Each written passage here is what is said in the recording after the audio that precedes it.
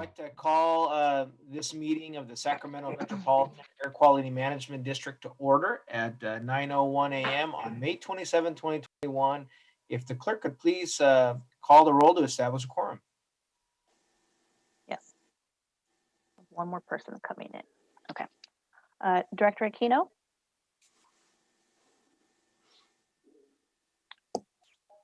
Director Aquino is calling in, so she might have a little bit difficulties.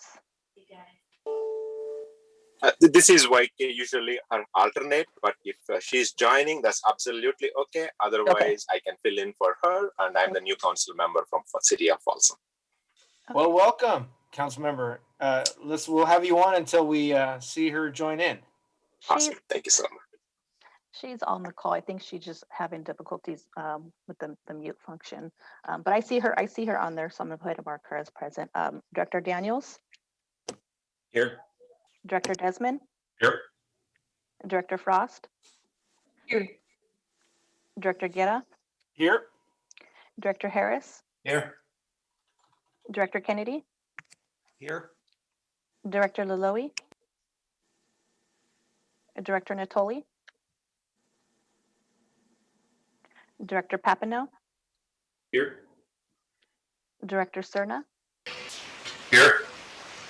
Director Singh Allen? Director Terry? Here. Director Vang? Present. We have a quorum. Fantastic. Well, thank you very much. And let's go ahead and if we can all rise, and if you can join me in the Pledge of Allegiance.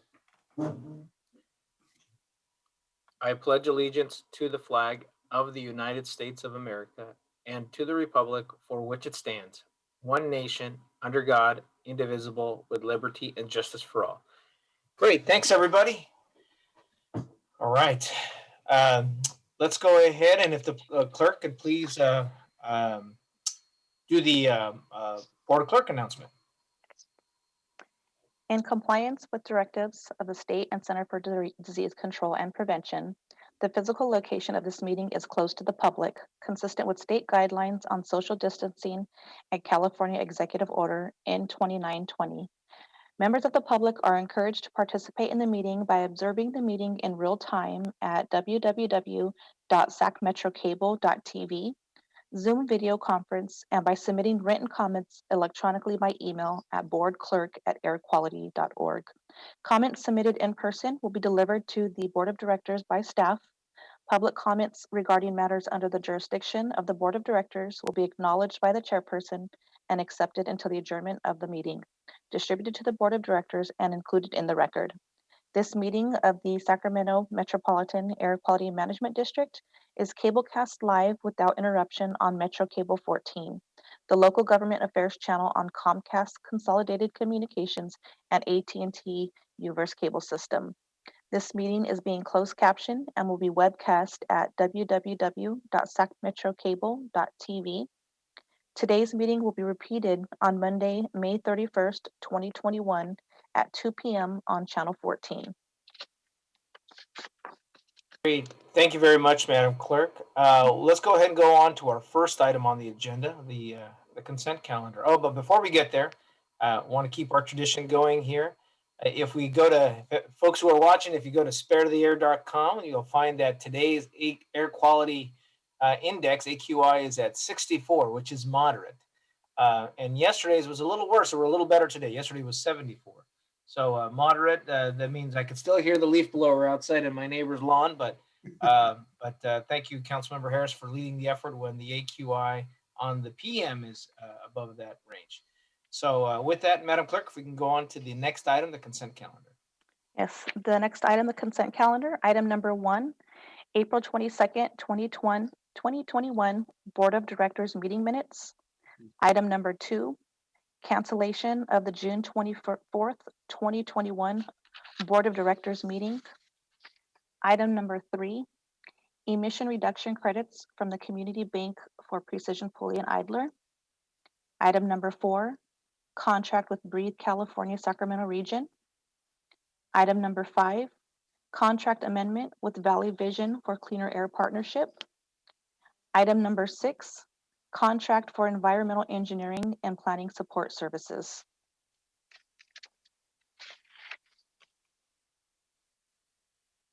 Wait, thank you, Madam Clerk. Do we have any members of the public signed up to speak? No, we do not. Great. I'll entertain any questions or a motion from the board on the consent calendar. I'll move consent, Mr. Chair. Thank you, Board Member Harris. Desmond seconds. And then a second by Board Member Desmond. Any other discussion? Seeing none, no hands raised. If the clerk could please call the roll. And Director Aquino? I think we're still having some issues. Director Aquino, if you want to just email me your vote, that'll be fine. Director Daniels? Aye. Director Desmond? Aye. Director Frost? Aye. Director Guerra? Aye. Director Harris? Aye. Director Kennedy? Aye. Director Laloe? Aye. Director Natoli? Aye. Director Papineau? Aye. Director Cerna? Aye. Director Singh Allen? Aye. Director Terry? Aye. Director Vang? Yes. This item passes. Great. Thank you, Madam Clerk. Let's go ahead and go on to the next item here. The next item on the public hearings, item number 7, fiscal year 2021 to 2022 proposed budget and fee schedule. And I have Patty Kepner on the line to give a presentation. Give me 1 second and I'll pull up that PowerPoint for you. Great. Good morning, Patty. And then as many of the board recall that at our last board meeting, and those on the budget committee have seen this before, but this is, again, another preview to the work that's been done, and also on the fee schedule to look at the changes to adjust for the impacts that COVID have done for the next few years. So I just wanted to first thank staff for being thoughtful about how this impacts all of our region, and also maintaining and keeping the strength of the budget for the Air Quality Management District. Go ahead. Okay, good morning, Chair Guerra and directors. Hopefully my audio is okay. Is that good? Thumbs up, Selena, on that? Sounds good. Okay. All right. My name is Patty Kepner, and I'm the controller for the district. I'm pleased to present today the second of 2 required public hearings for the fiscal year 21 and 22 proposed budget and fee schedule. The first public hearing occurred as part of the April board meeting. Today's presentation will be a summary of that proposed budget and fee schedule for our next fiscal year, and the district is asking the board to approve the fiscal year 21-22 budget and fee schedule today. Next slide, please. So as a recap, last in April, staff presented the budget. We showed the proposed budget for all 3 funds, which would include the general, the proprietary, which is our building fund, and our special revenue fund, which is for our incentives. We reviewed the 5-year forecast and also looked at the CPI increase of 2.65% and how that was arrived at, how that was determined. The budget and fee schedule have been posted since March, so today marks the end of the 60-day public comment period. So again, today we're recommending that for final approval by the board of the fiscal year 21-22 budget and fee schedule. Next slide, please. This is a summary of our full-time equivalent, or FTE, our head count. And overall, our head count is stable year to year. We have 94.1 proposed FTE head count for 21-22. And that is equal to what was approved for this year in our budget for 2021. So headcount is stable in the budget. There is a 2% COLA included in the budget, and that is the minimum required for staff and employees. Next slide, please. So this is a summary of our proposed budget by fund and then overall for the district. It's a slide that we showed last month to you. Again, no changes at all to the information here, summarizing revenue and expenditures for the general fund, proprietary fund, and special revenue fund, and also detailing the source and use of fund balance for each of the funds. And then overall, as I said, the district-wide revenues and expenditures. I did want to mention one thing on the general fund. Last month, it was mentioned as part of the presentation that our insurance premiums had increased significantly for our property liability program year over year. And that was built into our budget, but it was an example of how costs increase well above how our revenues increase. And after the April meeting, we actually received notice from our insurance provider that our premium was going up even more. So as a result of that, we had some management to do, cost management to do. So we went back to the insurance provider, and on this particular policy, we did have the option to decrease coverage limits, and so we did take that action. As a result, the insurance premiums will be within our budget. And I do want to assure the board that though we did check out those premium limits and that we are in compliance with everything that's required for the bonds on the building and our external grantors, et cetera. So again, I just wanted to point that out to you so you were aware that that limit change was made. And also just as an example of the types of cost increases that the district faces that again, rise faster than our revenues do. And again, rest assured the coverage is adequate, and we at this point it looks like we will be within our budget for that insurance item for next year. Just a note on special revenue, just wanted to remind you that is incentives, and it's totally normal variation where the expenditures are higher than the revenues. There's 25 million of revenue and 38 million of expenditures, and that's just due to the nature of these funds.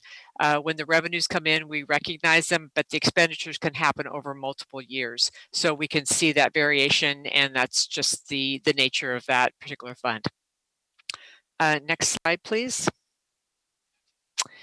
So as in summary, our budget that we're proposing will adequately fund the district for next year. The general fund is balanced, and we did offset some of the expenditures with accumulated fund balance. We're still within our required reserves for fund balance, so there's no issues there. We looked at the 5-year forecast. We'll continue to work with the board to identify additional revenue strategies to bridge the gap between revenue expenses that we currently foresee in the next few years. And then again, confirming there's a 2.65 CPI adjustment to the various fees for our fee schedule, that those would be effective July 1, 2021. And as Chair Guerra mentioned, we did soften that increase a bit just to take into consideration the economic recovery post-COVID. Next slide, please. So the recommendation to the board today is to open and close the public hearing on the fiscal year 21-22 proposed budget and fee schedule, and to adopt a resolution approving first the fiscal year 2021-22 district budget that will be effective July 1, 2021. And then also to approve the fee schedule that includes the 2.65% CPI adjustment that's also effective July 1, 2021. And that concludes the presentation for today on the budget. And I'm happy to take any questions that the board may have. Great. Thank you very much, Patty. I appreciate that. Madam Clerk, do we have any comments from the public? No, we do not. Great. Then let me turn it back to the board here. If there are any comments from the board. See no hands raised. Anyone on the phone? No? If not, let me make just a couple comments here. One, thank you again. I think the adjustment to the CPI, we need to ensure that we're doing the appropriate cost recovery, but I think the adjustment to the CPI, spreading it out over the next 2 years, is critical, particularly for some of the businesses that are going to have a tough time in the reopening.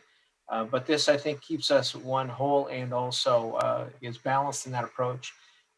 This does, though, I think it's an important thing to highlight, and Dr. Ayala, you might want to talk about this, but the long-term stability of the organization, given the fact that we don't get the full cost recovery from the state or the federal government on the mandates, are things we have to keep an eye on. One, I think we're still in conversations about the full cost recovery on permits and fees. And then two, looking at other, revenue sources. Obviously, number one, advocating with at the state level for the appropriate administrative fees, but then also looking at future opportunities to make sure that the district is keeping up with the cost of insurance and just the basic operations. So, Dr. Yal, if any brief comments on that? Yes, Chair Guerra, thank you for giving us the opportunity. And again, thank you, board. I don't want to send you into summer recess with a gloom and doom picture, but it is important for us to emphasize that as Patty alluded to in the presentation, the reason that we need more funding is, and you know this full well as elected officials, is just becoming more and more expensive to do the business that we're doing. And at the same time, as you have heard us many times before, we keep getting mandates from the state, from the Air Resources Board, and those mandates come without the necessary funding to implement the programs. So what are we to do? We're stuck between a rock and we're in a tough spot. And when we come back at the latter part of the year, we do want to begin a serious conversation with the board, particularly pertaining to the need for perhaps new fees. This is not unlike what other air districts are trying to do. Everybody's trying to be creative and come up with solutions, but it's just the reality of the business. As Patty alluded to, it's just more expensive to do the things that we are doing. We're trying to do everything we can. We're holding FTEs constant. As you have heard before, we're squeezing and tightening the belt as much as we can, but something's got to give. And like I said, I don't want to end on a negative note, especially in front of such an important holiday weekend. But I appreciate Chair Guerra recognizing that this is a conversation that we need to get back to when we return for the latter part of the year. Thank you. No, thank you, Dr. Ayala. Well, good. No, I think let's end up on a positive note. Thank you to all the staff who made this last year work, and we've, as Patty mentioned, we're closing this year off in a solid budget and making sure that we can continue to do the work we do. So let's all end on that positive note. And at this point, if there are no more questions from the board, I will ask and entertain to.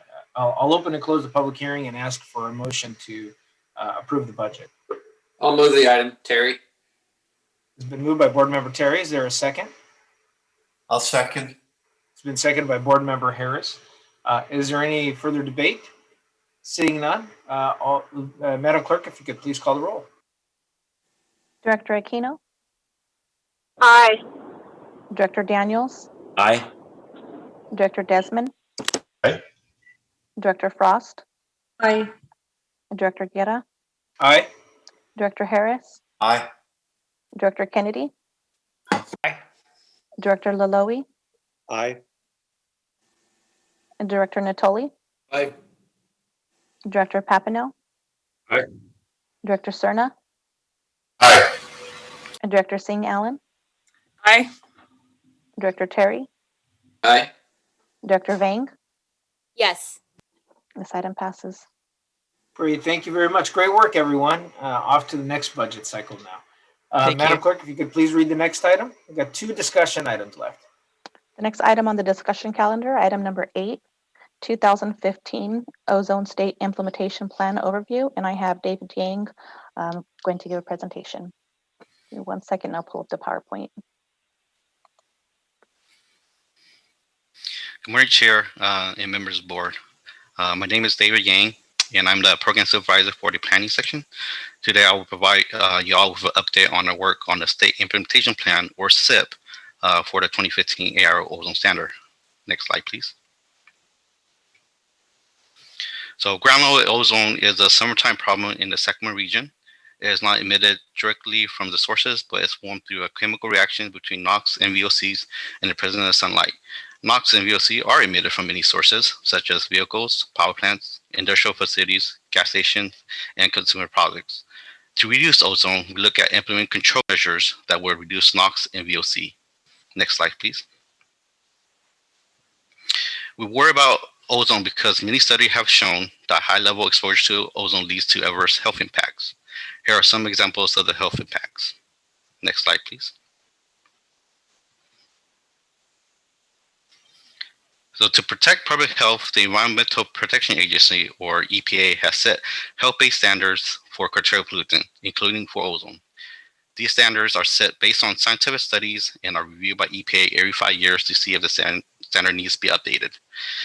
Once a new standard is set, states that do not meet the standard must develop and submit a state implementation plan that shows how the state will meet the standard. We, as an air district, along with our neighboring air districts, are responsible for our region. Since we do not meet the 2015 ozone standards, we will need to develop and submit a local SIP to be included as part of the state SIP. It's important to note that the SIPs are legal binding commitments and there are consequences if the regions do not meet the standard by the attainment date. Next slide, please.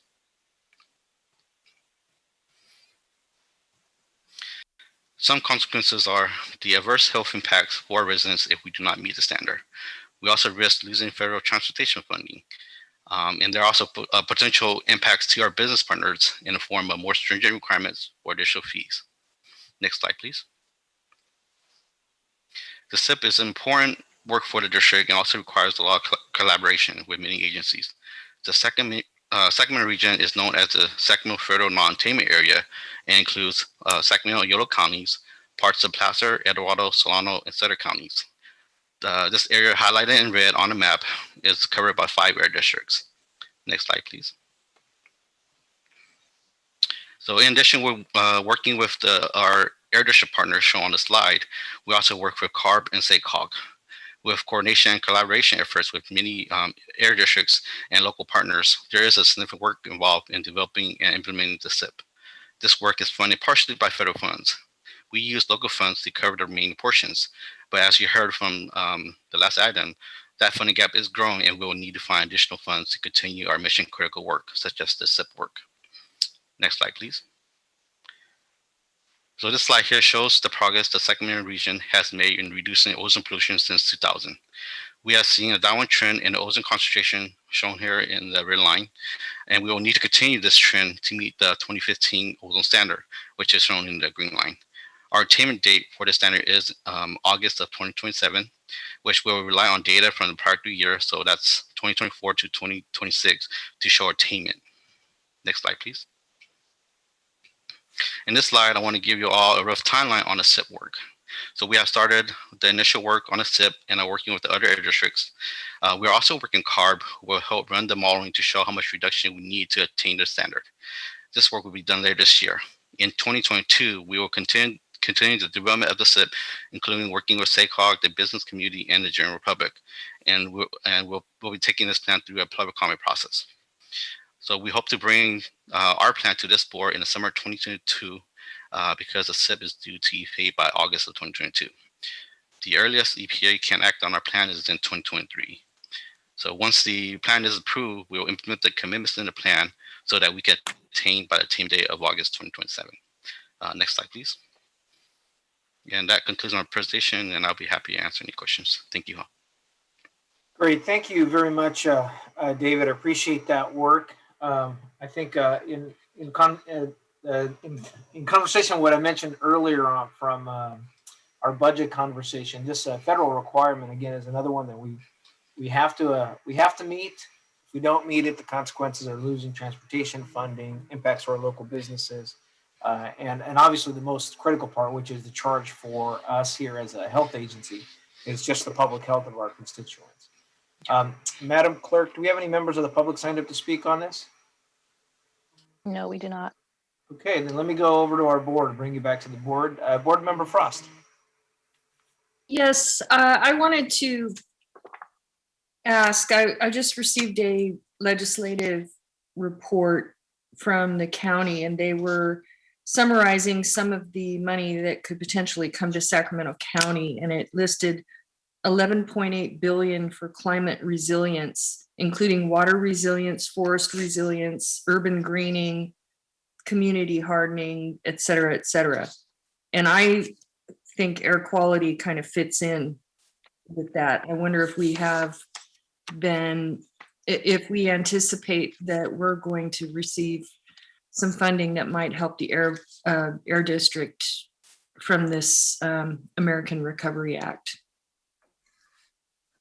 I can address that, Director Frost.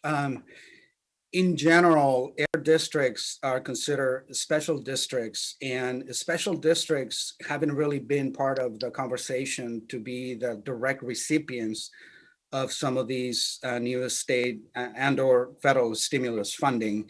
Now, clearly, we wouldn't be opposed to that, and there is the Association of Special Districts that is advocating for such a relief. The way that we have been working with the state to ask for more funding is in more specific programs.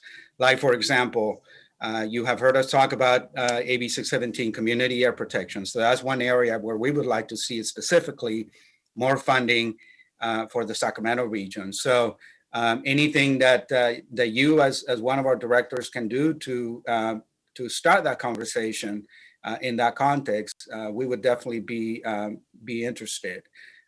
Historically, again, the way that our funding rolls to us is by way of the state programs that we implement and the local fees. But clearly, we're all in new uncharted territory here with respect to COVID and what is happening after. So I know it's not a perfect response, but that's really where things are at the moment. It seems a little bit unfair since it's an unfunded mandate from the federal government to put us in this position, but I guess that's where we are. Thank you. Thank you, Alberto.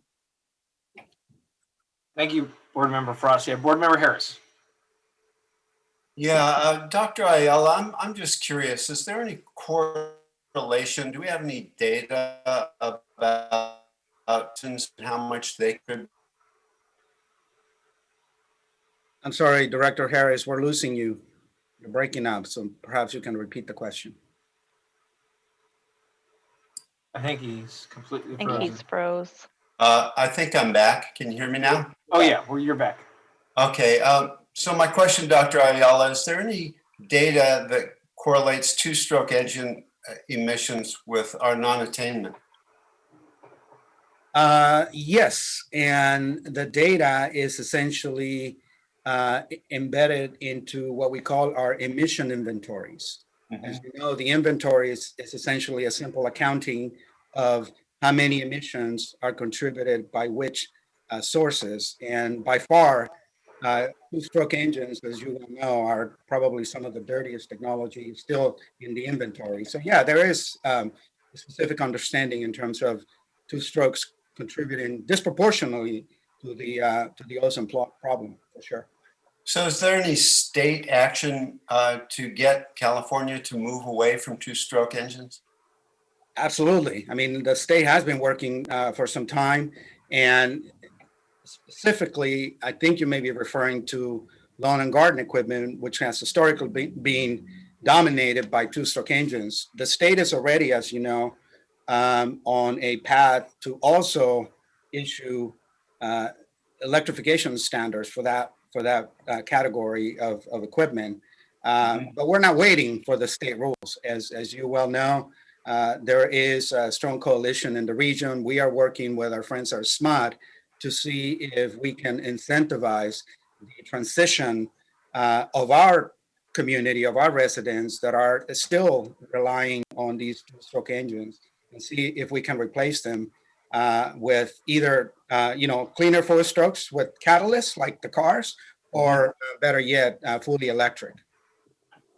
If we did that, if we transitioned away from two-stroke engines, do you have any idea how much closer to attainment we would come? Not right off the top of my head, but I mean, the point is well taken. The thing that keeps me up at night is what Mr. Yang just referred to. We need to start collecting cleaner air data 3 years from now.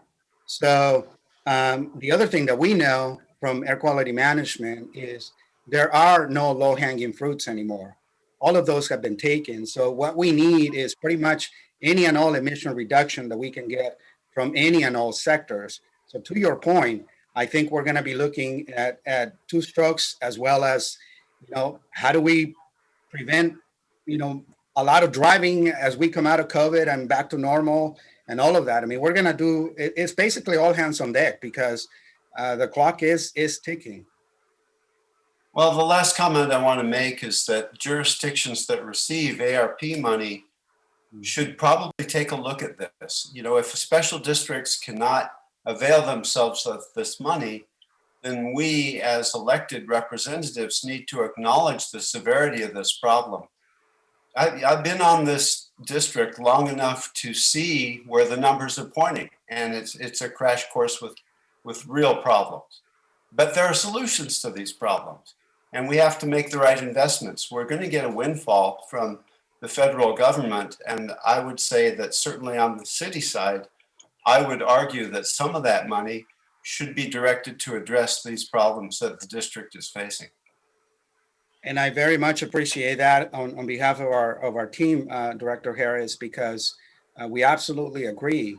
And as an example, you may recall that the City Council, as a part of your climate implementation work plan, has directed $500,000 so that we can deploy more air sensors for community monitoring throughout our region.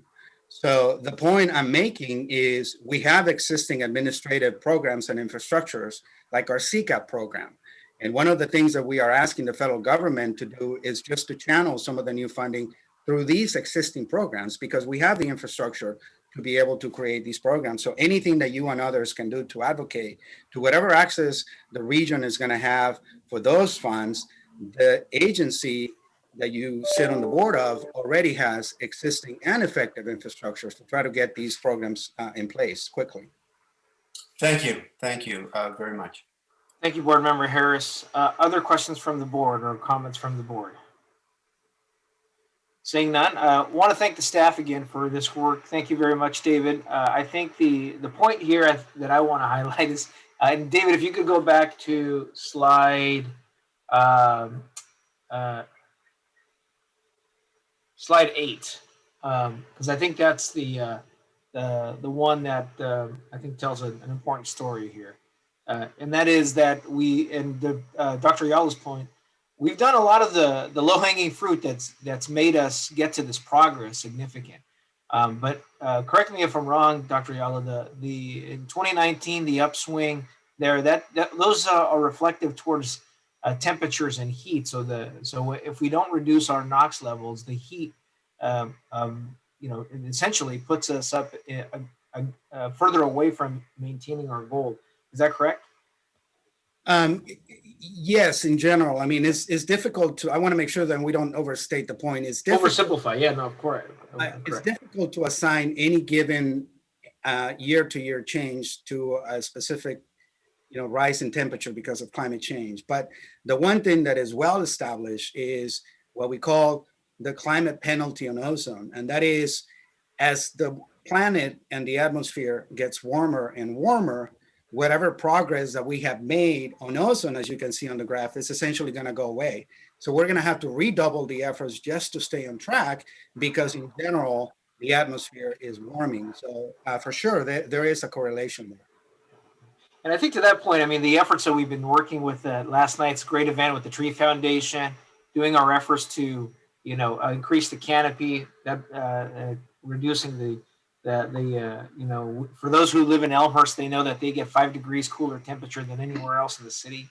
Obviously, if we can achieve that in other areas. The other point here that I'd like to make is I think our regional strategy, that Congressman Ami Berra, I think you've been meeting with, and our other partners, to do a regional EV electric vehicle infrastructure plan. Those are opportunities for us to be able to draw down federal dollars and hire our local contractors and businesses and get some work out and achieve that goal. So I think, wherever we can, as an air district, play a leadership that does twofold, which is helping our local businesses, hire local folks, and achieve that goal. I think that should be, areas where we can focus on, particularly on the mobile sources. With that, if there are no other comments, I do want to thank everyone. I think this is an ongoing conversation, and great work. Appreciate it. Thank you, David. Thank you. Okay, well, Madam Clerk, we'll go on to our next item. The next item on the discussion calendar, item number 9, best available control technology and new requirements for standby engines. And I have Steve Masunik going to give a presentation. Good morning, board. Hopefully everyone can hear me okay right now. I see some nodding heads. Excellent.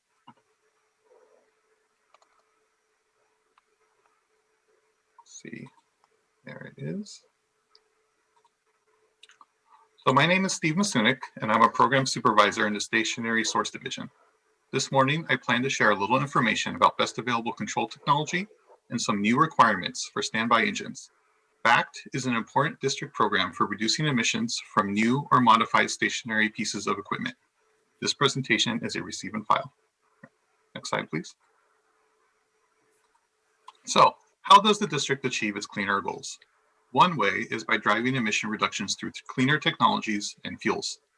When driving around Sacramento, it is easy to see some of the more common sources of emissions in our region, such as automobiles and semi-trucks. The district has voluntary incentive programs to reduce emissions in this sector. However, stationary sources, such as backup generators, gas stations, and boilers, also contribute to the pollution in the air. These sources are regulated through our local permit program and account for approximately 15% of the emissions in our region. A diesel engine powering a locomotive as a mobile source could be the same type of engine that powers a backup generator as a stationary source. Regulations, such as our new source review rule, which includes BACT, helps us achieve our clean air goals while still allowing for economic growth. Next slide. So, what is BACT and where does it come from? Best available control technology, known as BACT, can be traced all the way back to the Federal Clean Air Act. As you heard in the last presentation, the Federal Clean Air Act requires state and local districts to submit SIPs to meet federal clean air targets. Part of the SIP includes new source review, which is implemented by our stationary source permitting program. All new or modified equipment requiring a permit must go through new source review. New source review is designed so that new and existing businesses can continue to grow in the cleanest way possible. It accomplishes this by requiring emission offsets for large facilities and control equipment for new emission units. The level of control required to limit emissions from new or modified sources is determined by BACT. BACT standards do not affect existing permitted equipment. However, any new equipment installed will need to meet the BACT requirements. Because the district has a 0 pound per day BACT trigger level for most pollutants, almost all new applications trigger BACT. Next slide. So BACT is important for many reasons. It helps improve air quality, it drives the installation for cleanest air quality technology, and BACT also accelerates equipment modernization. Next slide. When reviewing BACT, we break it down into 2 steps: what has been achieved in practice and what is technologically feasible. BACT is reviewed every 2 years. The first step in reviewing BACT is to determine what technology is already available and in use. This sets the floor for what is required. To determine this, the district reviews BACT clearinghouses, permits, and rules from EPA, CARB, and the other local air districts to see which emission control technologies are currently being required. Next slide. The second step of the process is to look at controls that may not be achieved in practice, but are technologically feasible and cost-effective. Cost-effective technologies are those determined to be commercially available, reliable, and effective at achieving an emissions limit.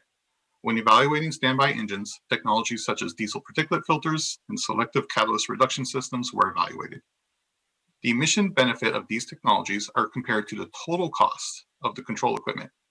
New technology must not exceed the district's cost thresholds. Costs such as design, purchase, installation, maintenance, and even current interest rates are all taken into account. The technology will only be required if it is cost effective. Next slide. All right, now that I have briefly explained what BACT is and the process of determining BACT, I would like to share a new BACT determination the district is proposing. The district is proposing to adopt a cleaner BACT standard for new, large emergency standby diesel engines. In many cases, industry plans, designs, and in some cases procures the emergency standby engine well in advance of applying for a permit. To allow for comments and help spread the word, the district reached out to stakeholders and publicly noticed the news BACT for 30 days starting on April 1st. We expect to finalize this BACT in early June. This BACT makes two major revisions. The first being new engines greater than or equal to 1,000 horsepower will be required to meet the cleanest available emission standard known as Tier 4. Additionally, new engines located at major Title V sources will be required to install a diesel particulate filter. Next slide. So why are we bringing this particular back to your attention? The existing standard is no longer appropriate, as it emits 750% more air pollution when compared to the cleanest standard. The district's new BACT determination is primarily based on December 2020 Bay Area Air Quality Management District BACT determination. This is an achieved in practice standard. Additionally, this is one of our largest permit categories. The district has approximately 1,300 standby engine permits, making up roughly 30% of all permits at the district, and about a quarter of these are considered large engines over 1,000 horsepower. Lastly, this is a controversial requirement. It does not affect existing permits, but it will affect permit holders putting in new equipment. The district did receive 4 comment letters during the public process, and the primary concerns being that this is more expensive for businesses and there are more requirements for installation and operation. Next slide. Although concerns were raised, this new standard has an opportunity to make an impactful change to the air quality in our region. Emergency generator use has the potential to increase over the next decade. Extreme heat events, public safety power shutoff events due to wildfires, and increased use and need of data centers will all cause this equipment to operate and emit pollutants. Requiring the cleanest standard possible for standby engines greater than 1,000 horsepower will reduce emissions by 85% to help the region attain our clean air goals. These standards align with the direction of other large air districts and CARB and help address local concerns about environmental justice and toxic emissions. Next slide. So, in summary, this is one of the district's most important programs for reducing emissions. It ensures stationary sources are as clean as possible while still allowing for economic growth. And this BACT for large standby engines will reduce emissions by 85%. Lastly, the district will continue to provide updates to the board as other significant clean air technologies are deployed in our region. That will be the end of my presentation. Thank you very much. And if anyone has any questions, I'd be happy to answer them at this time. Great, thank you very much for that presentation. Madam Clerk, do we have any comments from the public? No, we do not. Seeing none, any comments from the board? A quick question, Mr. Chair. Yes, Board Member Natoli. Yes, thanks for the presentation. So in the category of 1,000 horsepower or more, what's the rough number of those? I heard a percentage, but also what's the maximum horsepower we see within the permitted numbers that we already have? Sure, that's a great question. So approximately what we currently have permitted in our district is approximately 300 engines of that size. These engines, when they get installed, they do last for a very long time. So they have like a 30-year lifespan. I'm sorry, what was the second part of your question? Well, yeah, and what's the maximum horsepower in an engine that we have under our permits? I mean, they might be as big as people could build them, I guess. But yeah, no, they do get quite large. These engines can get as large as a room. So they start at about 1,000 horsepower, and we've seen permitted units up to about 5,000 horsepower for one engine. So about 10 times larger than a semi-truck engine, if that helps. Yeah, no, that does help. I'm just curious, as you're well aware, I'm sure, at Kiefer landfill, we have large engines that burn off the methane gas there. They're not diesel, but they.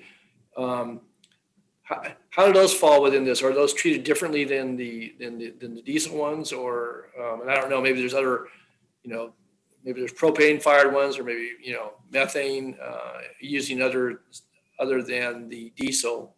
Do those fall in the same category here, or are they treated differently? Natural gas, I know that's under discussion relative to any new natural gas installations, but do they all just run off, these standbys all run off of diesel, or are they a variety of fuel types? We do have a variety of fuel types here at the district. Each back determination that we do, we look at the fuel type individually. So this particular back determination, we're only looking at diesel fuel. We'll actually perform a separate back determination for natural gas, a separate one for propane, or different gaseous fuels. That way we make sure that the standards and the control technologies that are achieved for that particular fuel are applied for that engine. Control technologies for natural gas may not be appropriate for diesel fuel. They just, because of the pollutants, they just may not work well together. So we do look at them separately. Yeah, and I'm just curious because if it becomes, onerous in the eyes of the entity that wants to install, I mean, could they turn to CNG, LNG, propane, and I guess what are the pollutant effects of those particular off gases that come, with those types of fuels? And so, are you looking at that in that relative that if you drive hard on this, maybe the horsepower is different or whatever, but that folks would just convert to a different type of fuel type that's available and permitted for usage. So. Absolutely. These are all great questions. Yeah, as diesel control technologies, the technologies necessary in order to get controls, people may start looking at other technologies such as natural gas. And one of the great things, both about the controls that we discussed here or switching to natural gas, both will reduce the emissions and the toxic risk significantly. So switching to natural gas, that would have even less of a toxic risk compared to even the cleanest technology for diesel fuels. So it is an opportunity for sources to look at all fuel sources when looking for their backup power needs. Okay, good. Thanks. I appreciate your response. Thank you. Mm-hmm. Thank you, Board Member Natoli. And yeah, I've had a chance to look at some of these engines, and they can be quite large, particularly I think in some of our salt water treatment centers and vacuum generators. And some of them are, near schools too. So that even though they're, we've done regulations and requirements to restrict them from testing during the daytime or around that time, they still emit, and that affects the people who live around the area, even when the schools are out. Well, thank you again for this presentation. This is just to receive and file to keep the public aware of the changes that are coming down the pipeline. I did have a question, and it's been a while since I read this article, but I recall reading an article about hospitals in Germany using fuel cells as their backup generation system.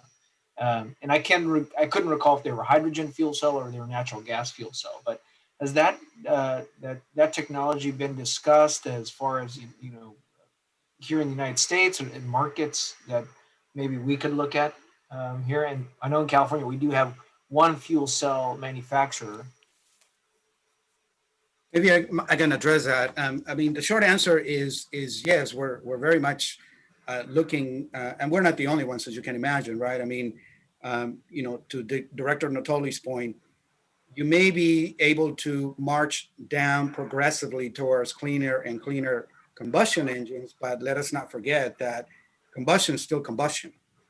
And to Chair Guerra's point, there is technology in the horizon like fuel cells. And I don't know the specific example that you may be thinking, but most of the hydrogen today comes from natural gas reforming. So there may be a connection. And we are very much interested in bringing hydrogen solutions and fuel cells powered by that hydrogen to the Sacramento region. You may recall that a couple months ago, we talked to you about the new funded project at the Port of West Sacramento, where we are going to retrofit, along with a dozen partners, we're going to put a fuel cell in a switcher locomotive, and we're going to take out the diesel engine to just kind of prove the concept. And the reason that is relevant is because we also have to figure out how to bring the gas, the hydrogen gas, for the locomotive. So to your point, the technology has been around and is well known, is well established. Again, you may recall that when Arco Arena, or the former Arco Arena, I can keep up with the latest name, was equipped as a hospital for COVID, there was actually a fuel cell meant to power that temporary hospital. So the technology is out there. The crunch that we face is, as you can imagine, is still much more expensive. And the crux of it is, where do you get the hydrogen from, right? So that's sort of where we and our partners come in. We want to have a solution to either produce or bring in the gas, the hydrogen. And once you do that, then you perhaps open up the opportunity for the market to go to the fuel cell solution. Great. Well, thank you. I think we do have one hydrogen manufacturer here in the region, in the Power In area. So I don't think we're starting from scratch, but well, good points. Well, thank you very much, Dr. Ayala. That is the final item on our discussion calendar. If there are no more questions on our discussion calendar, then we'll move on to our last item, which is public comment on matters not on the agenda. Madam Clerk, do we have any comments from the public? No, we do not, Chair. Great. Comments from the board? Seeing none, the only thing I'll say is I know Director Kennedy has brought this up, but I would like to continue on a conversation on, as we open up, how do we not lose the opportunity to, as we discussed earlier, how do we look at becoming, at least providing guidance and working in the region on using the benefits of telecommuting and distance meeting to reduce our air emissions as we come back into some kind of hybrid model. So I'd like to make sure that we put that on the agenda and figure out how we find that balance coming forward. So thank you, Director Kennedy. Mr. Chair, can I? Yes, Director expand on that? Yeah. It might be helpful. Well, we're not going to meet in June, so I guess it would be July. But to have legal counsel at least giving us between now and then, maybe some guidance on the fact that I believe the emergency order from the governor is going to lift in between now and our next meeting, and whether or not we're allowed to even do that. Because prior to the emergency order, doing this wasn't even legal. So I think we need to understand what kind of format we will be allowed to have come July. Sure, thank you. That's a good question. And I think my comments were more towards how we manage our staff operation and whatnot. But the public, the Brown Act issue, it is correct. That would be helpful. And I'm sure every local entity would probably benefit from that information as well. One information we did receive from the courts, from one of the presiding judges, was that this format allowed for more public participation, more engagement, and so there's some benefits to that. But clearly, the drawbacks are those that don't have access to technology. So, if council could bring back that information, and then Dr. Ayala, if we can continue that conversation when we come back at our next board meeting. Absolutely. Great. Thank you, everyone. It's 9:53 a.m. and we will, seeing no comments from the board, we'll adjourn the Air District at 9:53 a.m. Have a good Memorial Day weekend, everyone. Thank you. You too, Eric.